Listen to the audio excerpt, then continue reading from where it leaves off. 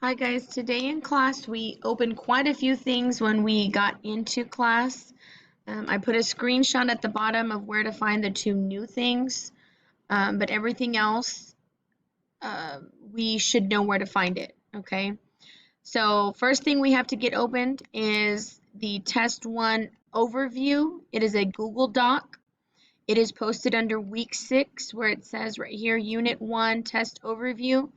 If you click that, your Google Doc is linked there, and you can also do step 2, which is sign into the test.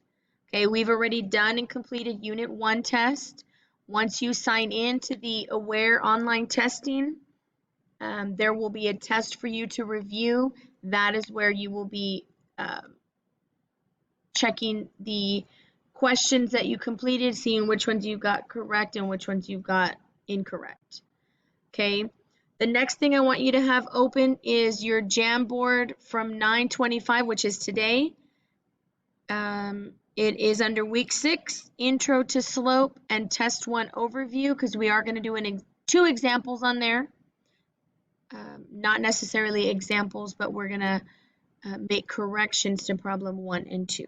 Sorry, let me clarify that. Okay, you need to have your Jamboard from 9/23 open. That was the real world domain and range word problems. And also your journal, because we are going to take some notes, get started on our next unit.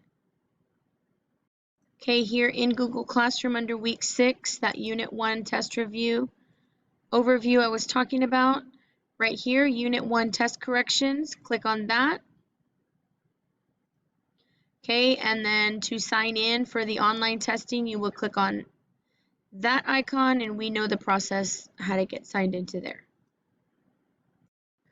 Okay, on this document, this is where you will be making test corrections for Unit 1. Okay, in this box here, list the question numbers that you missed.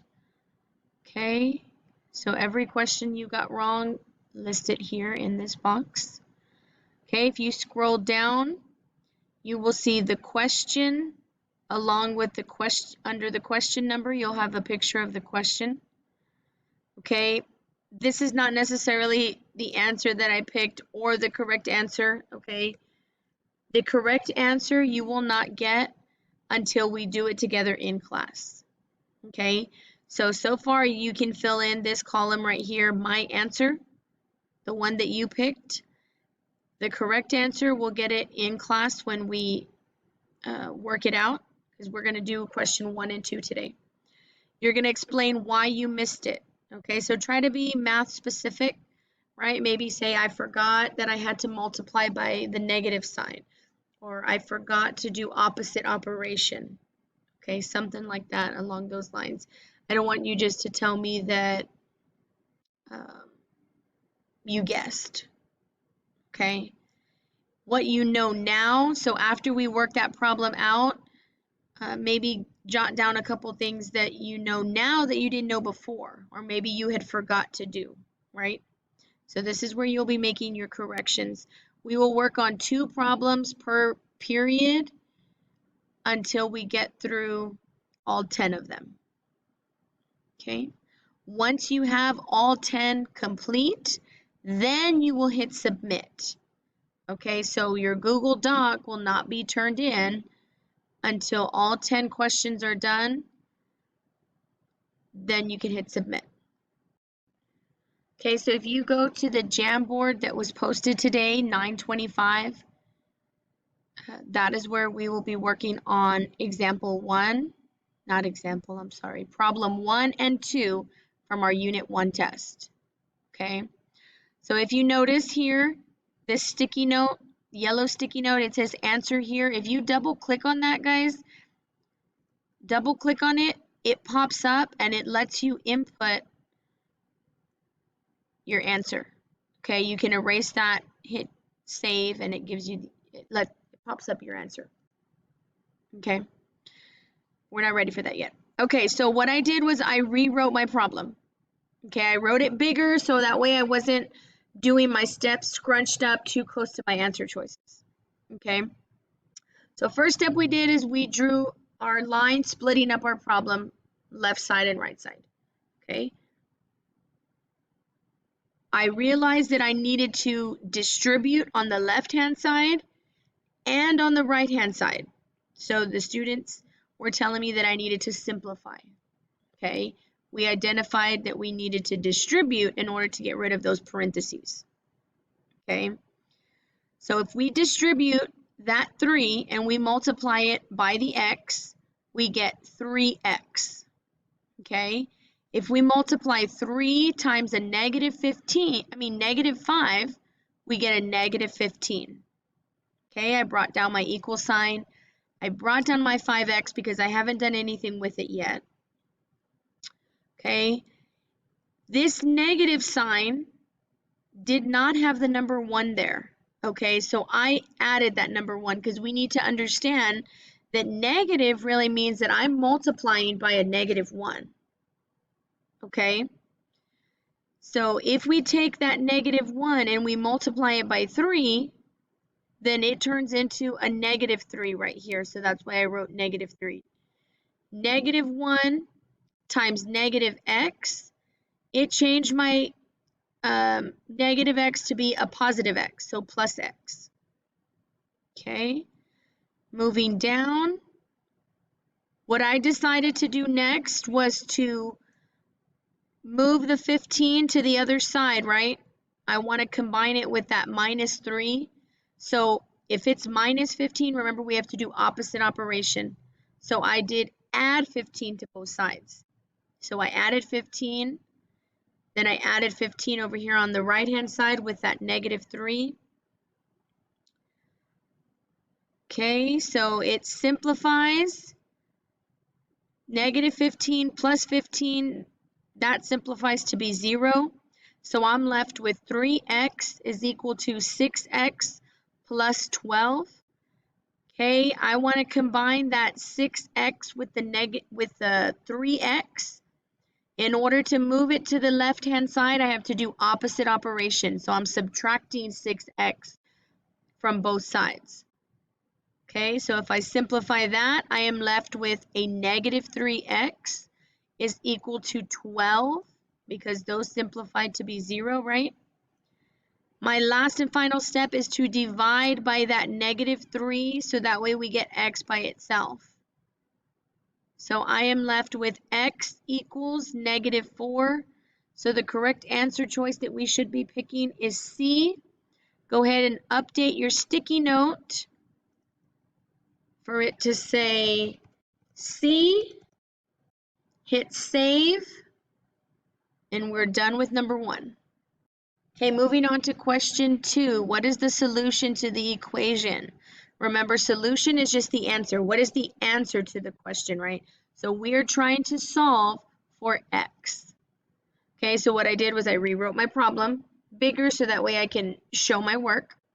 1/3 x plus 6 is equal to 9, so I split up my problem. There wasn't any simplifying that I needed to do, so I went ahead and started doing opposite operation. Okay, I wanted to move the 6 to the other side with my 9. So I had to do opposite of plus 6, so I did minus 6 on both sides. I am left with 1/3 x is equal to positive 3. Okay, if you notice, I'm dividing by 3 on my fraction. Opposite of divide is multiply. So that's why I have this little dot and the 3 because I'm multiplying by 3 on both sides of my equal sign. Okay, 3 divided by 3 simplifies to be 1. So I'm left with 1x is equal to 9 because I had 3 times 3, right? 1x divided by 1 just leaves me with x. 9 divided by 1 just leaves me with 9. So the answer we should have been picking was x equals 9, which is the letter J. Go ahead and update your sticky note to J, and we are done with question number 2.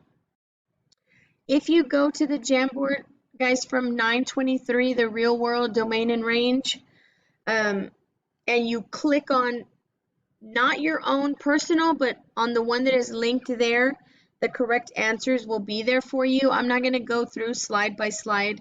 Okay, I think you can do that and check to see which one is a different color. Okay, what we have to pay close attention to is whether our domain is being counted by whole numbers or if it's being counted by parts of numbers. So a good example would be here, like on number 2, X is the number of players. We know that players have to be counted by whole numbers. Okay, so it looks like answer choice A and C are using the same numbers to be counted, right? 9 through 16, 9 through 16, 290 through 465, same on both, right? The main, huge, major difference is that on answer choice A, they're talking about from 9 to 16 and everything in between. All the little decimals, all the parts of numbers, right? We cannot count parts of people, okay? We count people as whole. So that's why it's answer choice C. Okay, so once you know what your X is talking about, ask yourselves, okay, can this be counted as whole numbers or can it be counted as parts of numbers? And remember, parts of numbers are like decimals. So 9.25, 9.5, 9.75, okay? So just keep that in mind when we're selecting our answer choices. Okay, the next thing we're going to do is add some notes in our journal, okay? So in the very back of our journal, that's where we're going to have our star chart. Okay, for right now, since we're not meeting, we are just going to keep an area of where our important formulas and equations can be found. Okay, so we're going to add this. M is equal to, it's a fraction, minus on the top, minus on the bottom, automatically all of the time. y2 minus y1, x2 minus x1. This does not have to be memorized. We put it in the star chart section because this formula can be found on our star chart. Okay, so if you want to pause and jot this down before I talk about it, you can. So right here, what I have is our success checklist, the way we're going to accomplish finding slope, right? So our first step is to label the x's and the y's. We're going to plug that into our formula, then we're going to simplify. So remember the formula we're using, we find it on the star chart. So now we're going to figure out where we get these numbers from. Where do we get a y2? Where do we get a y1, an x2, and an x1? Okay, so we're going to do our first example. So you were given the ordered pair 2, 3, and 6, 5. And right, these are just points on a graph. So we want to know what the slope is of the line that passes through these 2 points. Okay, remember points are labeled x, y. So that's why my step 1 tells me label my x's and my y's. So I'm going to say x, y, x, y. This little 2, these subscripts, those just tell you what point you're talking about, right? So if we want to say x1, 2, 2, because this is my first point, this is my second point. Not a big deal. Okay, so now we're going to plug it into our formula. M is equal to, I like to set up my fraction. It's minus on top, minus on the bottom. So now I just have to go figure out what my y2 is. My y2 is 5, so I'm going to plug that in. My y1 was 3, plug that in. x2, 6. x1, 3. Not 3, sorry, it was a 2. So if I simplify that, right, I'm subtracting on the top. I get 2. Subtract on the bottom, I get 4. Now I can divide those, simplify those if we can, and we get 1/2.